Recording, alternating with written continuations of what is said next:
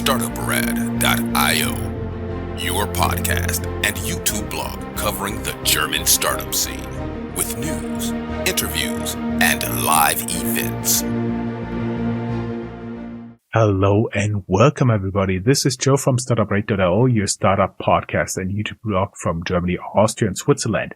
As you guys know, we attended Curious 2024, and in the aftermath of this interview, we would like to welcome Professor Robert Langer here with us, who, and I'll talk soon about you, but I did some research and you won more than 220 major awards. So, welcome to Startup Radio. Very happy to have you here. Oh, thank you. It's a pleasure to be here.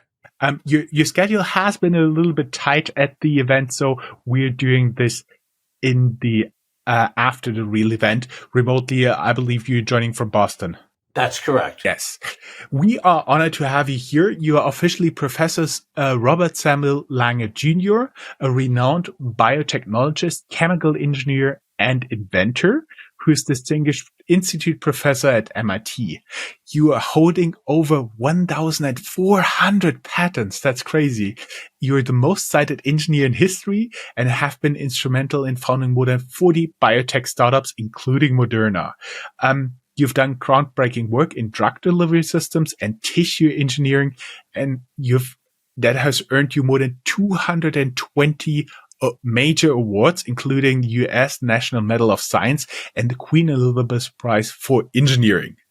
This interview is, as I said, conducted in connection with Curious 2024 in July in Mainz, and we explore the insights in biotech startup and your pioneering contribution to modern medicine. But I have to admit, I'm not a doctor, so we will not go too deep into that.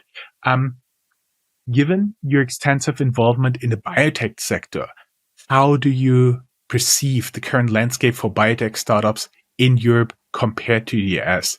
Are there specific strengths or challenges unique to each region? Well, I think they're both. I think, it may actually depend where you are in Europe. Obviously, Germany, if you look at the mRNA area, 2 of the 3 main companies are in Germany, which is our Biotech and CureVac. I think different countries have different cultures. I think there's a lot of great stuff going on both places. But, for both areas, finding funding for biotech is, can be difficult. Finding great business people can be difficult. I think different cultures have different appetites for risk taking, and I think that's certainly important. But I think there's a lot of similarities in the U.S. and Europe. I think one of the other questions would be, are there tax incentives that government incentives that can help people want to invest in companies, particularly in biotech companies. I'm not 100% familiar with the different laws and tax issues in different countries in Europe. I don't know that they're all the same, though. So, just as an example, I remember when I was in Denmark, they said that if you had a car, they taxed it a regular car, a guzzling car. I think they taxed it at like 150%, and the reason they do that is to try to discourage, to help in things like climate change and so forth. So different countries, I don't know that that's true in necessarily other countries. You would know better. But I think that different countries can have different laws that can either incent or not incent, general investments or biotech investments. Well, I do believe we have more than 20 little laboratories here, all the countries in the European Union that try out their best to really do what's possible within this frame. And I do believe you just need to learn from the best. What advice would you give to European biotech startups looking to achieve the same level of success as those in the US? Are there key areas they should focus on or common pitfalls they should avoid? Well, I think the main thing is to have great scientists, great science, great intellectual property, and great business people. That might sound superficial, but, I've seen companies fail for any one of those reasons. So I think that you want to make sure that you have all those things. And I think you'd like to be fairly far along. In other words, you wouldn't want to just have an idea. You'd want to have reduced it to practice, gotten some patents and publications and things like that. Mm-hmm. As a co-founder of Moderna, what were the primary challenges you faced in the early stages of the company, and how did you overcome them? Well, I think the challenges really that Moderna faced, and they're not atypical. I mean, every technology is different. I mean, I think the first thing there were several challenges. I think one was, getting good animal data. Two, tied to that, was developing the right delivery systems. Three was getting the right business arrangements. So all those things, were important. We were fortunate. We had very, very good people working at Moderna and still do. So I think that really was critical to solving those issues. Moderna's mRNA technology has revolutionized vaccine development. How do you envision this technology evolving in the next decade, particular for those diseases beyond COVID-19? Yeah, well, you can already look at Moderna's pipeline. I'm sure you can look, by the way, at BioNTech's pipeline too. But what we see are many other vaccines, RSV vaccine. This is now Moderna, RSV vaccines, flu vaccines, combination vaccines. There may be vaccines for things like Epstein-Barr virus, many others. These are all public information. They're on the website. They're all in fairly advanced clinical trials. And then, of course, there are cancer vaccines, which I think, or individualized neoantigen therapies. And then there's different rare diseases.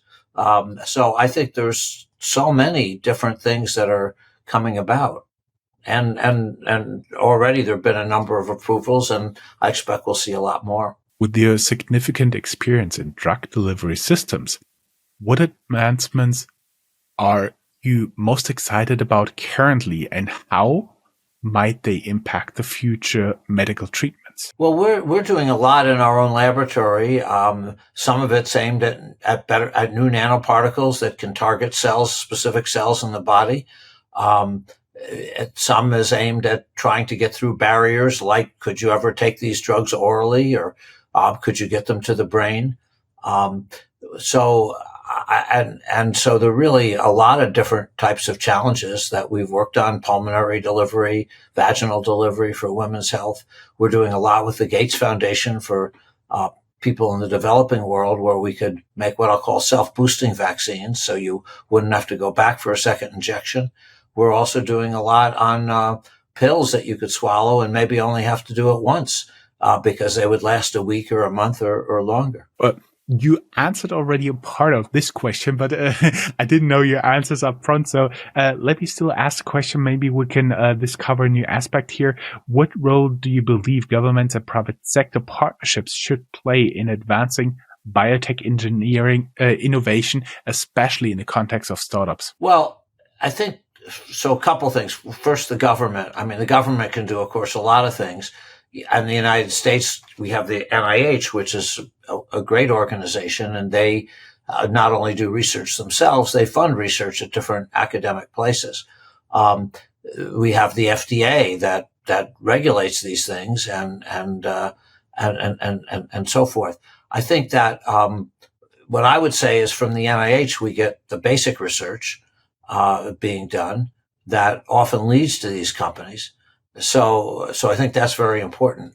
I think, though, one of the issues, of course, is it's one thing to make a discovery, which is wonderful, but then, of course, to make a product, it's very expensive.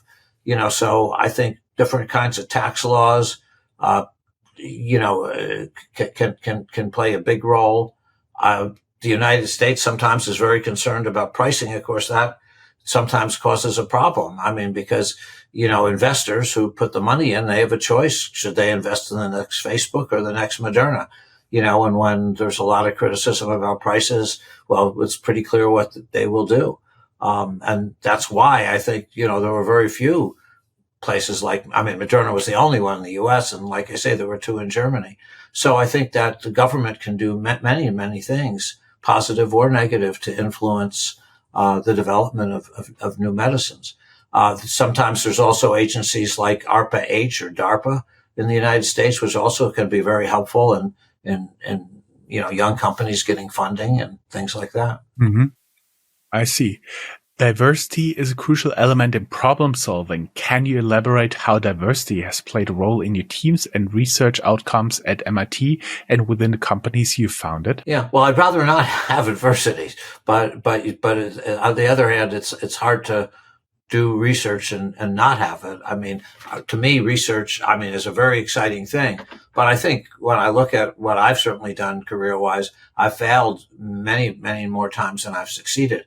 I think when I've developed, for just to pick an example that's relevant, 50 years ago, I was interested in developing tiny little delivery systems for large molecules, which would include DNA or RNA. And I failed hundreds of times. Finally, I succeeded. But of course, one success can wipe out a lot of failures. And, it was funny. I think at one of these recent meetings, one of my former students, she apparently showed, had a cartoon of herself and had a quote from me about that. I said something to the effect that really after she got a grant turned down, I said to her something like, well, it doesn't, what's really important is not how you handle success. Anybody can do that. It's how you handle failure. I like that one. The biotech industry has seen rapid growth during the pandemic. How do you foresee the industry's growth and evolution post-pandemic, particularly regarding startups? Well, I'm still very optimistic. I think there'll be more and more startups. I think that's happened the last 40 years. And I think we'll continue to see that. And in many areas, biotech and other areas as well. I think there's a tremendous amount of great science going on worldwide and a need, to do better and better. So I expect that will continue to happen. Getting enough funding, that'll certainly be an issue. But I think that, I think if the past is any predictor, there'll be ups and downs, but I still believe overall the good that can come out of these new little companies is tremendous. So I think we'll see a lot more. I think you've already answered the last question because we would be looking at the future of Moderna, but you've already talked about the public pipeline. And I do understand you know a lot more, but there's a certain limit to what you could tell, according to SEC rules and so on and so forth. So, only thing left, we have something interesting for the last question. Otherwise, we can just cut it out. Yeah, I know. No, that's okay. I think that, there's public, the real thing coming up for Moderna, probably coming up for any type of biotech company, will be readout in clinical trials. What will be the readout on the cancer trials? What will be the readout on other trials? That's, so I think that will be, for any company, those readouts are important milestones. So far, and I expect it will continue, the readouts have been terrific. Both BioNTech and Moderna got FDA approval for the COVID vaccine. Moderna got approval for the RSV vaccine. The data on the cancer trials so far has been excellent, but there's more to come. And also there's going to be more different kinds of cancer trials. So, and then there are many, many others in the pipeline. If somebody just looks, for example, at the Moderna website, and I'm sure that's true for other companies, you can pretty much figure out what the milestones will be. But the number one milestone is, how well does it do for patients? So far it's done very, very well for patients, because of the COVID vaccine. And I think the others look quite promising as well. I would, for the last question, I would be curious, because you have achieved already so much. What would you personally see as your next milestone, like 1,500 patents filed? Well, I think at this stage of my life, I think, to me, we have a lot of things we're working on in the lab. I don't know that I think about it in terms of specific milestones, but I always feel happy whenever we get a scientific paper accepted. I feel happy when my students get, really good jobs. I certainly feel good when the companies I've helped, get going, get good clinical data. I mean, all those things. I mean, I hope that I'm fortunate enough to continue to see these things happen. How long do you want to do your research? Can you see yourself doing it for the next 5 or 10 years? I can. I mean, again, I'll be 76 in a little over a month. But to me, I always ask, how can I make the most positive impact on the world? And as long as my health is good, which so far it is, I'll try to keep going. I love what I do. It's been wonderful to be able to interact with great students and postdocs and colleagues. And, I hope that I'll be able to do a few more good things. Well, only thing left for me to say is thank you very much for this great interview. And hopefully you get to do 20 more years great and impactful things. Well, I appreciate it. I hope you're right. Thank you so much for thinking of me. Totally my pleasure. Have a good day, Professor Lange. And good luck to you and your family. Thank you. Thank you. Bye-bye. That's all, folks. Find more news, streams, events, and interviews at www.startuprad.io. Remember, sharing is caring.